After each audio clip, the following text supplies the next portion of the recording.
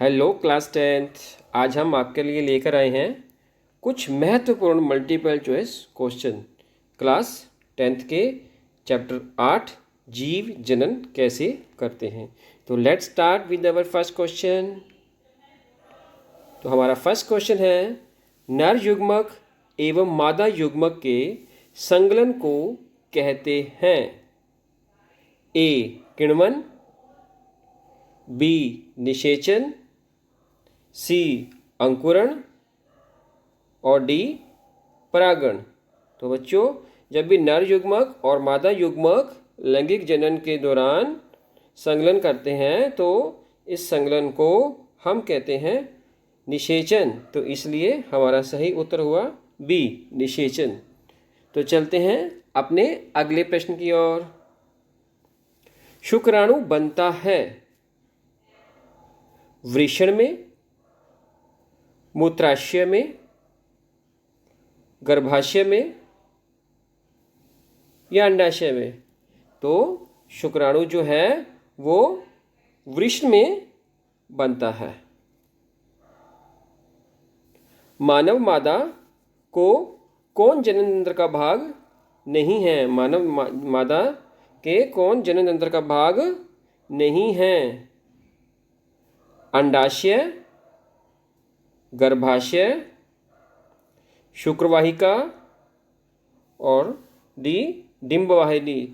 तो जो अंडाशय है वो मानव मादा के जनन तंत्र का भाग है, गर्भाशय भी भाग है और डिंबवाहिनी यानी कि फैलोपियन ट्यूब भी मानव मादा के जनन तंत्र का ही भाग है। किंतु जो शुक्रवाहिका है वो नर जनन तंत्र का भाग है, इसलिए इसका सही उत्तर हुआ शुक्रवाहिका।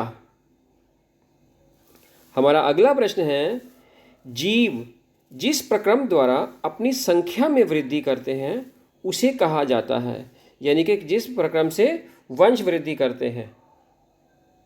ए जनन, बी श्वसन, सी प्रचलन या डी उत्तेजनशीलता।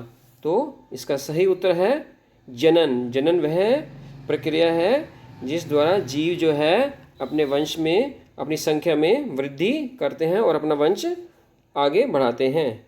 हमारा अगला प्रश्न है, हाइड्रा में प्रजनन किस विधि से होता है? इसकी ऑप्शंस हैं, ए द्विखंडन, बी मुकुलन, सी लैंगिक जनन या डी इनमें से कोई नहीं। तो इसका जो सही उत्तर है वो है बी मुकुलन। मुकुलन विधि से हाइड्रा में प्रजनन होता है। स्त्रियों के मासिक चक्र में एक परिपक्व अंडाणु किस दिन अंडाशय से बाहर निकलता है? ए 28वें दिन, बी 20वें दिन, सी 14वें दिन या डी 30वें दिन। तो इसका सही उत्तर है सी 14वें दिन। हमारा अगला प्रश्न है, निम्नलिखित जीवों में से किस में अलैंगिक जलन मुकुलन द्वारा होता है?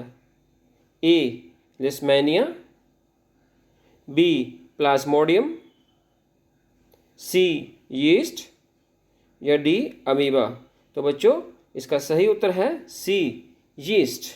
यीस्ट में जो जनन है वो मुकुलन द्वारा होता है। निम्नलिखित में कौन परिवार नियोजन साधनों में प्रयुक्त एक प्रभावी उपाय है? ए डायफ्राम, बी कॉपर टी और लूप, सी कंडोम या डी इनमें से सभी। तो बच्चों, डायफ्राम, कॉपर टी और कंडोम ये तीनों ही परिवार नियोजन के लिए जो है प्रभावी उपाय हैं, इसलिए इसका सही उत्तर हुआ डी इनमें से सभी। आलू में जनन कैसे होता है?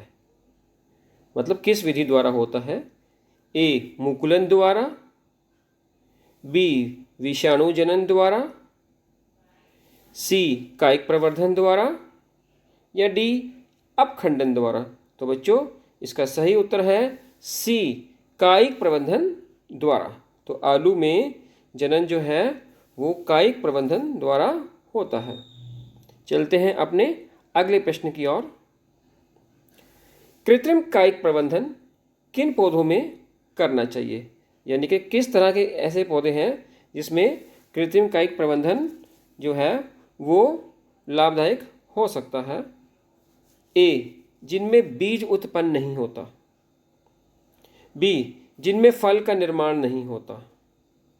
सी, ऐसे पौधे जिनमें फल और बीज दोनों का निर्माण नहीं होता। या डी, इनमें से सभी। तो बच्चों इसका सही उत्तर है ए, जिनमें बीज उत्पन्न नहीं होता। जिनमें बीज उत्पन्न नहीं होता वहाँ पर कृत्रिम कायिक प्रबंधन विधि से जो है हम पौधों में प्रजनन कर सकते हैं। बीजांड की दीवारें मोटी होकर बनाती हैं। ए, फल। बी, बीज आवरण। सी, बीज। या डी, भ्रूण। तो बीजांड की दीवारें मोटी होकर बीज आवरण बनाती हैं, तो इसका सही उत्तर हुआ बी, बीज आवरण। ऐसे जीव जिसमें दोनों लिंग उपस्थित हो, यानी कि स्त्रीलिंग भी और पुल्लिंग भी, ऐसे जीवों को क्या कहा जाता है? एकलिंगी जीव, द्विलिंगी जीव, अलिंगी जीव, या इनमें से सभी। तो ऐसे जीवों को द्विलिंगी जीव कहा जा सकता है, तो इसका सही उत्तर हुआ बी। पुष्पी पादपों में लैंगिक जनन होता है पत्तियों द्वारा, फूलों द्वारा, या तने द्वारा, या इनमें से कोई नहीं। तो बच्चों आपकी जानकारी के लिए बता दें, पुष्पी पादपों में भी लैंगिक जनन होता है और यह फूलों द्वारा होता है। सो इसका सही उत्तर है बी, फूलों द्वारा। निम्नलिखित में से एक लिंगी पादप का उदाहरण है। ए, सरसों। बी, गुड़हल। सी, पपीता। या डी, मटर। तो एक लिंगी पादप का उदाहरण इनमें से पपीता है, तो इसका सही उत्तर हुआ सी, पपीता। फलों में नर प्रजनन अंग होता है। फूलों में नर प्रजनन अंग होता है। ए, पुंकेसर। बी, अंडप। सी, वर्तिकाग्र। या डी, वर्तिका। तो फूलों में नर प्रजनन अंग होता है ए, पुंकेसर। द्विखंडन होता है। ए, अमीबा में। बी, पैरामीशियम में। सी, शीशमेनियम में। या डी, इनमें से कोई नहीं। तो बच्चों द्विखंडन जो है वो हमारा जो है पैरामीशियम में नहीं, लीशमैनियम में नहीं, वो अमीबा में होता है। मतलब कि अमीबा जो है वो दो हिस्सों में बट जाता है और इस तरह से उसका जनन या प्रजनन होता है। परागकोश में होते हैं बाह्य दल, अंडाशय, अंडक या परागकण। यहाँ पर बात फूलों की हो रही है, तो परागकोश फूलों के पास होते हैं और उसमें परागकण होते हैं, तो इसका सही उत्तर हुआ डी, परागकण। अंडाणु निषेचित होता है योनि में, गर्भाशय में, अंडाशय में या फैलोपियन नलिका में।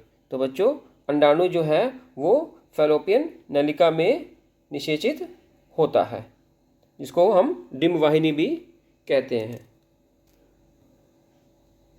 निम्नलिखित में कौन सा जंतु उभयलिंगी है?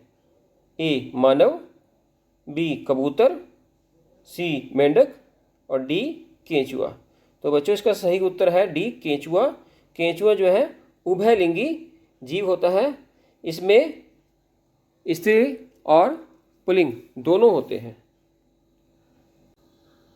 बहुखंडन द्वारा जनन होता है।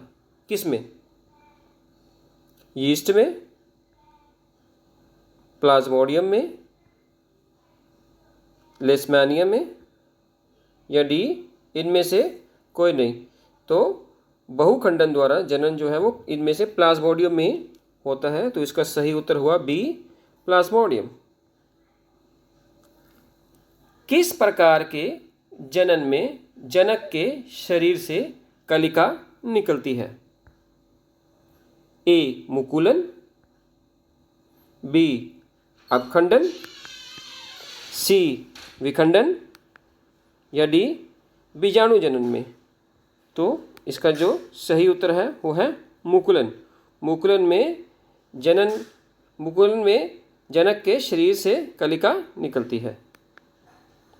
उभयलिंगी पुष्प में उपस्थित होता है स्त्री केसर, पुंकेसर, दोनों, या इनमें से कोई नहीं। तो उभयलिंगी जो है पुष्प वो होंगे जिसमें स्त्री केसर और पुंकेसर दोनों उपस्थित होंगे। तो इसका सही उत्तर हुआ सी, स्त्री केसर और पुंकेसर दोनों। तो अगर आपको वीडियो अच्छा लगा तो इसको सब्सक्राइब करें, लाइक करें, शेयर करें। Thank you so much.